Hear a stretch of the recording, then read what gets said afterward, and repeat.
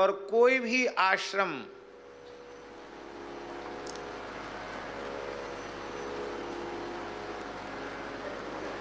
भगवत प्राप्ति में बाधक नहीं है। प्रत्येक मनुष्य किसी वर्ण का, किसी आश्रम का भगवत शरणागत होकर भगवत भजन करके अपना पूर्ण कल्याण कर सकता है।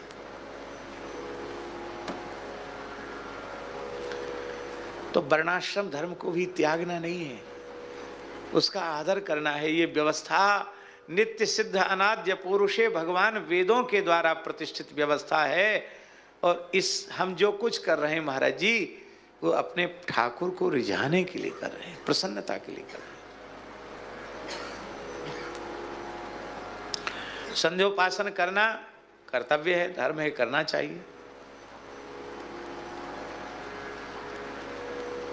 और उसमें मंत्र हैं, प्रातः काल की संध्या का जो प्रधान मंत्र है, ऋतम सूर्यस्य मा मन्युश्च मन्युपतश्च मन्युकृतेभ्यः पापेभ्यो रक्षन्ताम इत्यादि प्रकार से।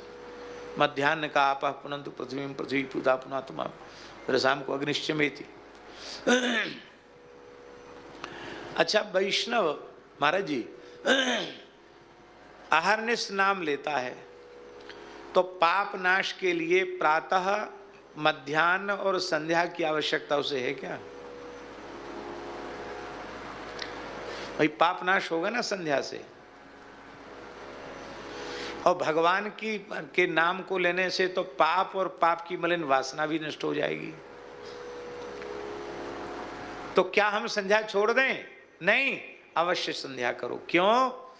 भगवान वेद की आज्ञा आहरह संध्याम उपासित, प्रतिदिन संध्या करो। किस लिए करें संध्या? तो संकल्प में वैष्णव कहता है भगवद मुखोल्लासार्थम भगवत प्रीत्यर्थम एतत् जपम संध्यादिकं वाहं करिष्ये। भगवान के मुखोल्लास के लिए, भगवान की आज्ञा का पालन करेंगे तो भगवान प्रसन्न होंगे। आपकी बात कोई माने तो आप प्रसन्न होते हैं कि नहीं होते हैं?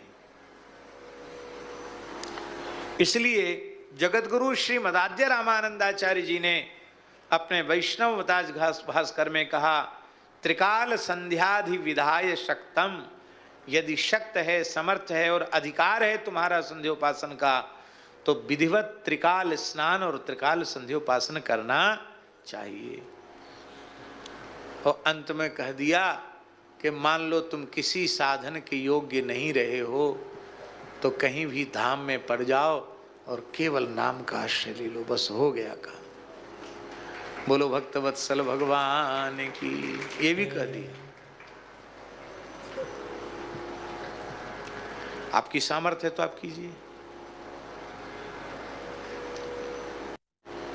बड़े बड़े भगवत प्राप्त आचार्य कोटि के महापुरुष भी वैदिक सदाचार का, वैदिक धर्म का निष्ठापूर्वक पालन करते हुए दिखाई पड़ते हैं।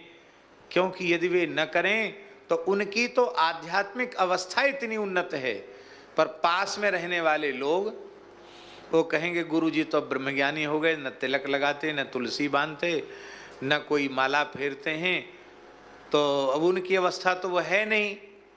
लेकिन वो और कुछ नकल करें न करें, पर वो नकल जरूर करेंगे कि गुरुजी अब तो भगवान की पूजा नहीं करते हैं और अब तो वो माला ही नहीं फेरते हैं, तिलक नहीं लगाते हैं।